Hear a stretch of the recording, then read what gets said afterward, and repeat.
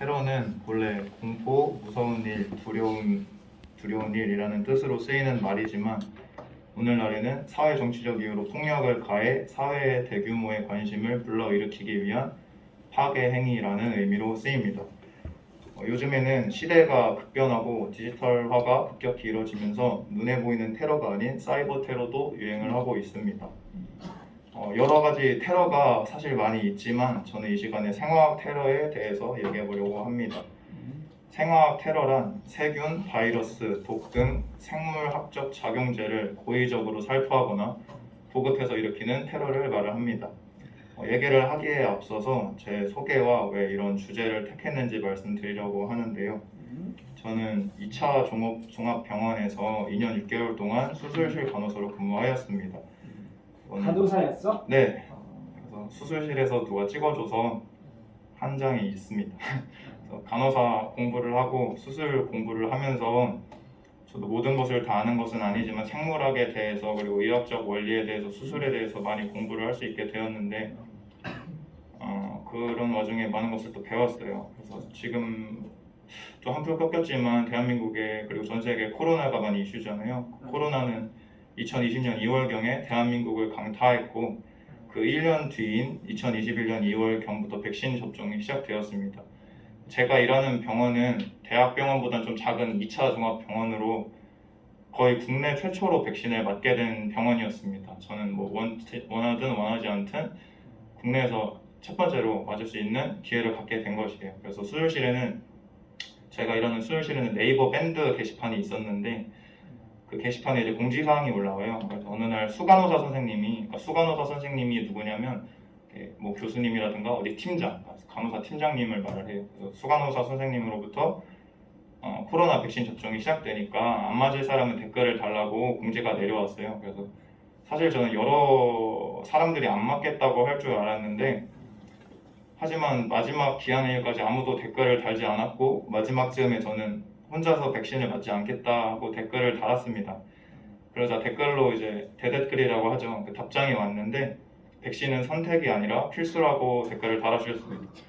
그래서 이럴 거면 왜 물어봤는지 모르겠었습니다. 그런데 일단 저는 안 맞겠다고 분명히 말을 했으니까 뭐 아무리 대답이 그렇게 왔더라도 알아서 될 줄 알고 시간이 흐르고 또 수요일 간호사 할 때 너무 바빴어서 그냥 저는 이렇게 살아갔습니다. 근데 나중에 보니까 저도 백신 접종이 예약이 이미 돼 있고 이제 뭐 내일 맞으니까 뭐 이렇게 준비해와라 이러는 거예요. 그래서 저 분명히 말씀드리지 않았냐고 이렇게 말을 했었어요. 근데 모든 것을 다 말하자면 너무 길어서 짧게 말씀드리면 이렇게 반강제적으로 백신 접종이 시작되었습니다. 제 주변 동기들이랑도 친하니까 이렇게 얘기를 해보면 안 맞겠다고 저한테 분명히 말을 했는데 제가 직접 경험해본 병원의 분위기는 백신을 맞지 않으면 비정상인 취급을 많이 했고요. 저는 그랬었습니다. 저랑 친한 간호사 선생님한테 이런 사연을 말을 했고 저는 이거 좀 부당하다 생각을 한다 이렇게 말을 했고 그랬더니 이제 그 선생님이 수간호사 선생님한테 물어본 거예요.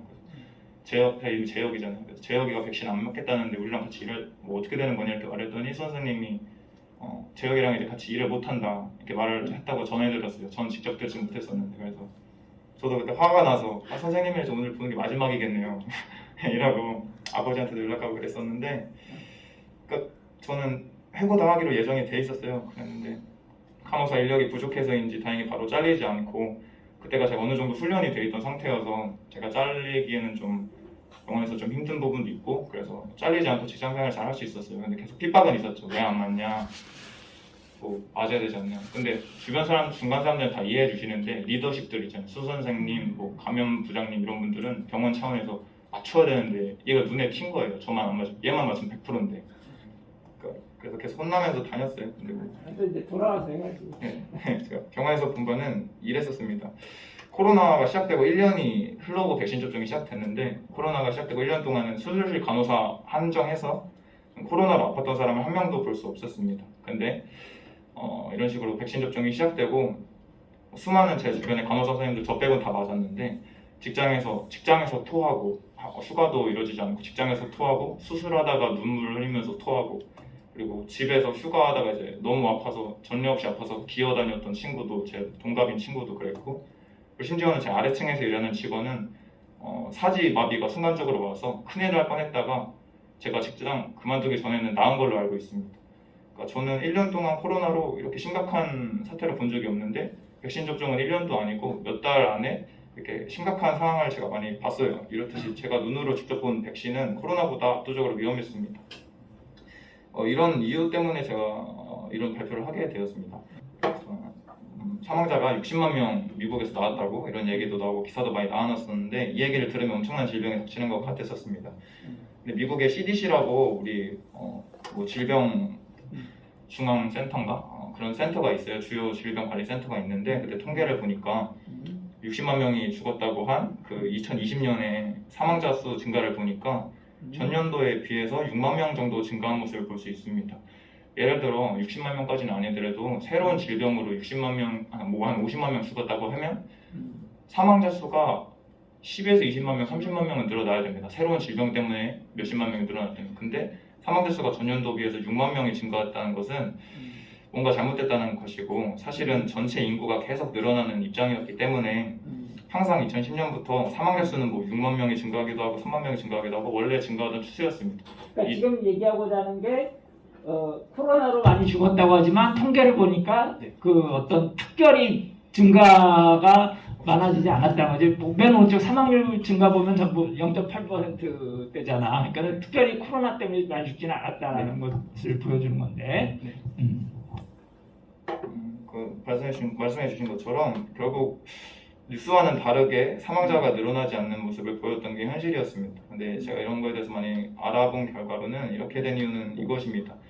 암으로 죽은 사람, 뭐 심근경색 등등으로 위험한 심장 질환으로 죽은 사람들에게 PCR 검사를 시행합니다.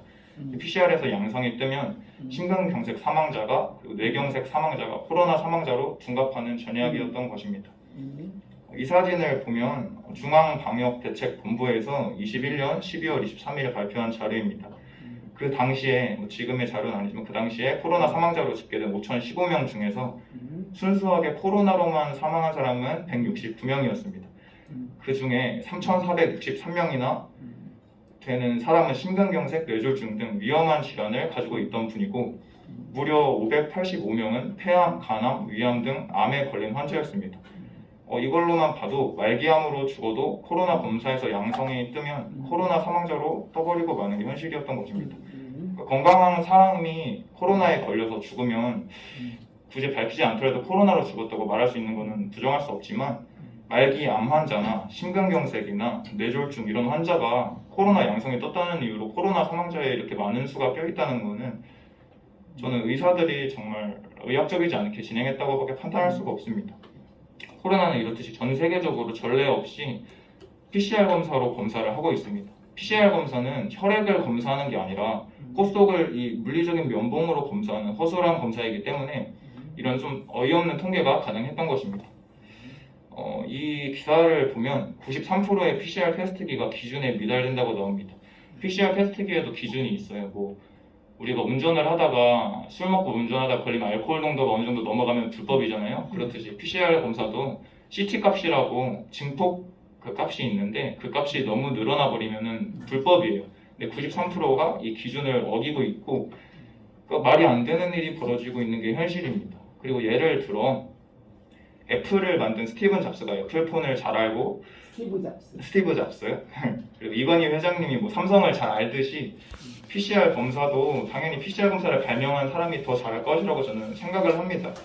PCR 검사 테스트기를 발명을 해서 노벨 화학상을 수상한 캐리 밀리스 박사는 이렇게 말한 바가 있습니다. 증폭수를 증가시키면 아까 말한 CT 값이죠. 그걸 증가시키면 누구한테서나 무엇이든 찾아낼 수 있기 때문에 감염병 진단 도구로 PCR 테스트기를 사용하는 것은 절대 안 된다고 PCR 테스트기를 발명한 캐리 밀리스 박사가 말을 했습니다. 그래서 실제로 탄자니아 대통령이 파파야 등 희한한 것으로 실험을 해서 WHO 세계보건기구에 PCR 검사를 보냈더니 양성이 떴다고 응답이 왔다고 합니다. 결국 발명가의 말이 맞았다는 거예요. 우리가 대한민국 의료인이 아무리 뭐라고 말해도 PCR 테스트기를 만든 사람이 그렇다고 이미 말을 했던 것입니다. 발명가가 바이러스 검사하는데 사용하지 말라고 했는데 지금 전 세계적으로 사용되고 있는 게 현실입니다. 그리고 상식적으로 코로나 백신이 효과가 있었더라면 두 가지가 줄었어야 합니다. 기본적으로 먼저 백신 접종 이후부터는 효과가 있었다면 확진자 수가 줄었어야 될 것이고 두 번째로 백신 접종 이후부터는 코로나 사망자 수가 줄었어야 될 것입니다. 둘 다 줄지 않더라도 둘 중에 하나는 줄었어야 됩니다. 그래서 먼저는 코로나 백신 접종 시작 직전인 2021년 3월경의 확진자 수를 보면 2021년 3월쯤부터 백신 접종이 시작이 됐어요. 그러니까 백신 접종 시작하기 직전 통계입니다. 확진자 수를 보면 평균은 300에서 400명, 여기서는 한 450명 정도를 보이는 것을 볼 수 있고, 일일 평균 사망자 수는 5명에서 10명 정도인 것을 볼 수 있습니다. 그리고 백신 접종이 시작한 후 몇 달 동안은 뭐 통계라고 칠 수는 없고, 하지만 1년이 지난 뒤는 좀 통계라고 칠 수 있잖아요. 백신 접종 시작 후 1년이 지난 2022년 3월경 그래프를 보면 평균 확진자 수가 1년 뒤에 40만 명으로 거의 1000배 이상 증가한 것을 볼 수 있습니다. 그리고 사망자 수를 보면 하루 평균 400명으로 백신 접종 이전보다 사망자 수가 30에서 50배 정도 증가한 것을 볼 수 있습니다. 우리가 이것만 보더라도 뭔가 이상하다는 것을 당연히 느껴야 됩니다. 근데 이것은 이미 예견된 일입니다. 코로나 백신은 기존에 사용하던 우리가 맨날 맞던 그 백신이 아닌 mRNA 약물입니다.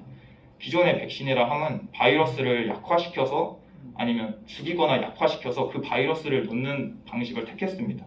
그 약한 바이러스랑 싸워서 우리가 거뜬히 이겨서 면역체를 가지고 이제 진짜 강한 애가 왔을 때도 이길 수 있는 게 백신인데, 이 mRNA 백신은 왜 그렇게 했냐면 바이러스를 우리 몸에 그대로 넣을 바에는 차라리 병에 걸리는 게 낫기 때문입니다.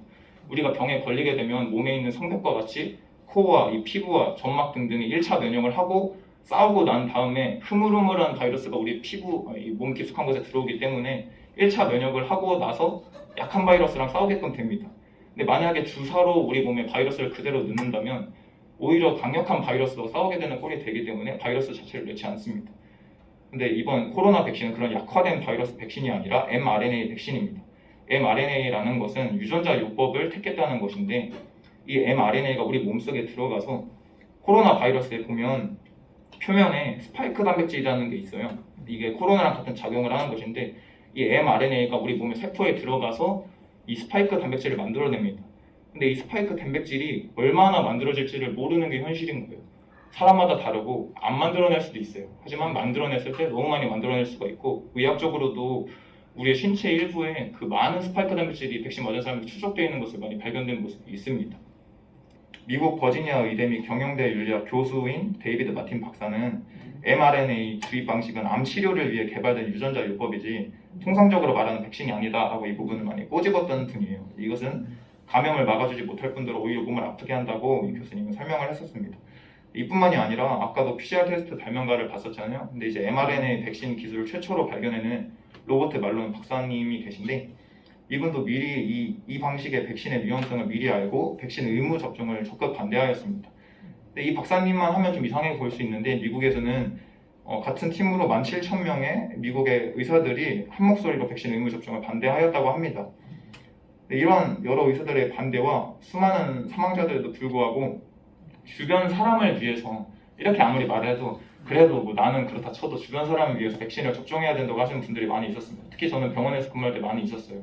근데 실상은 저도 솔직히 주변 사람한테 도움이 된다고 하면 맞아야 할 수 있다고 보거든요. 저만을 위해서 이렇게 주장하는 게 아니고, 실상은 백신 접종을 한다고 해서 주변 사람들에게 아무런 도움이 되지 않습니다. 지금 거의 대부분의 국민들이 3차까지 접종을 했고, 아까 말한 것처럼 진짜 기본 상식적으로 3차까지 대부분의 사람이 맞았다면 초기에는 한 번만 맞아도 다 해결될 것처럼 말을 했었어요. 근데 지금 대부분이 3차를 맞았고, 만약에 주변 사람에게 조금이라도 도움이 됐다면 확진자와 사망자 수가 줄었을 것입니다. 근데 몇백 배 늘어났습니다. 이건 미국의 하와이 의대에서 이루어진 연구를 통해 나온 기사인데, 백신 접종자도 코로나가 똑같이 전파가 된다는 것입니다. 그 이유는 백신을 맞은 사람은 면역 글로불린 G라고 이것만 생성이 되는데, 이건 우리 혈액 속에 있는 것입니다.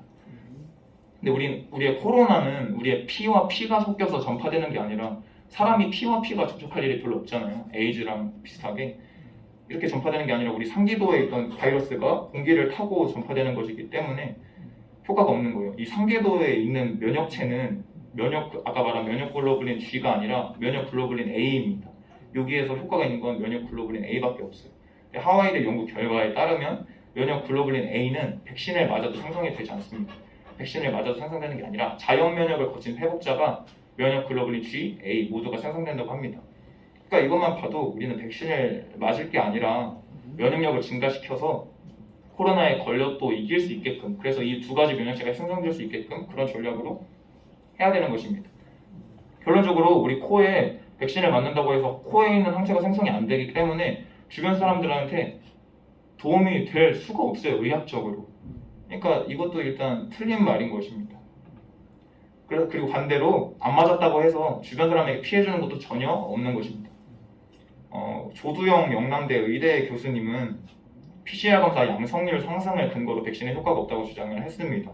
아까 말한 것처럼 여기 코에 면역체를 생성해주지 못하기 때문에 PCR 양성률이 줄어들지 않는 거예요. 백신 접종 전까지는 PCR 양성률이 0.5에서 0.6%였는데 9개월이 지나고서는 세네대가 뛴 2%를 넘었다고 합니다. 오히려 양성률이 더 늘어난다는 게 이거를 의심해보는 게 음모론이 아니라 이건 상식적으로 의사라면 의심을 해봐야 되는 입장인 것입니다. 백신을 맞았는데 왜 코로나에 걸리는 사람이 많아질까요? 아까 말했던 것처럼 DNA를 넣어서 코로나 스파이크 단백질이 생성되기 때문에 많아질 수가 있고, 또한 AD라는 항체 의존 면역 증강 작용이 있기 때문입니다. 한글로 보면 면역 증강이라고 뒤에 써 있으니까 좋은 말처럼 보일 수 있지만, 면역이 심하게 증가되면서 생기는 질환이 우리가 많이 말하는 자가 면역 질환 같은 거예요. 내 속의 면역과 내 몸이 싸워서 끔찍한 질환이 돼버리는 게 자가 면역 질환입니다. AD 작용으로 인해 오히려 백신을 맞은 사람이 코로나에 더 걸리고 코로나에 더 죽게 되는 것입니다. 어떻게 간단하게 설명드리면 어떻게 되냐면, 기존에 백신을 맞았어요. 그래서 항체를 가지고 있습니다. 근데 그 바이러스가 변이가 되어서 그 변이된 바이러스가 그 항체와 만나요. 우리 백신은 계속 업데이트되진 않는 상태예요. 근데 항체랑 변이되는 바이러스와 항체가 만나서 애매하게 결합이 돼버려서 파괴돼버리지 못하고 몸으로 오히려 끌어들여요. 그래서 끌어들여서 오히려 더 증식을 해버리는 겁니다.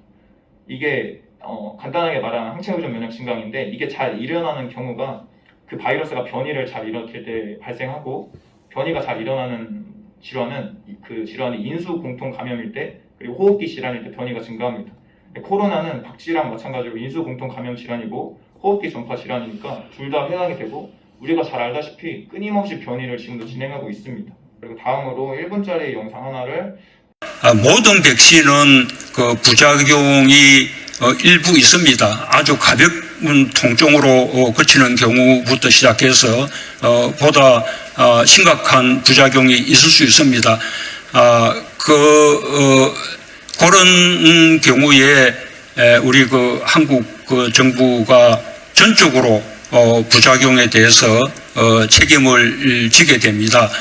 그 부작용에 대해서 정부로부터 보호받지 않고 개인이 맞으면 피해를 이렇게 그냥 일방적으로 입게 되는 일이 있지는 않을까, 이런 염려는 전혀 하시지 않아도 됩니다. 거기에 대해서 만에 하나 통상의 범위를 넘어서는 그 부작용이 발생할 경우에 그에 대해서는 정부가 충분히 보상하게 된다는 점까지 이렇게 좀 믿으시면서 안심하고 백신 접종에 임해 주시기를 바라겠습니다. 이렇듯 모든 부작용을 책임질 것처럼 했지만 실체를 보면 아래쪽에 보시면 1339명 중에 인과성이 인정돼서 보상받은 사람 단 2명이었습니다. 그리고 주요 이상 반응 사례 13,685건인데 그중에 5명만 보상을 받았습니다. 이건 전 생각에 국민을 무시하는 행위로밖에 볼 수 없고, 이건 그 당시의 통계일 뿐이지 지금은 공식적으로 백신 사망자가 2,495명이 넘습니다. 2,000명이 넘게 죽는 의학 제품을 아직도 주입하고 있다는 것은 저는 생화학 테러라고 볼 수밖에 없다고 생각합니다. 그리고 기사 위쪽을 보면 코로나 사망자로 신청만 해도 장례 비용을 1,000만 원을 지원해준다고 합니다. 이래서 아까 봤듯이 암으로 죽은 환자들도 암으로 죽었다고 하면 지원이 나오지가 않잖아요. 근데 코로나 사망자로 껴버리면 1,000만 원이 지원이 되기 때문에 많은 사람들이 코로나 사망자로 지원을 하고 있는 거예요, 그 유가족들이. 근데 이런 와중에 이렇게 코로나 사망자로 신청하면 장례 비용 1,000만 원까지도 주는 와중에 백신 부작용자는 그 몇천 명의 사람 중에서 몇십만 명, 몇백만 명의 부작용 사망 중에서 7명밖에 보상을 받지 않은 게 현실입니다. 지금은 이건 훨씬 많아요. 그래도. 네, 그래도 통계적으로 0.2%, 0.1% 정도 보상받고 있습니다.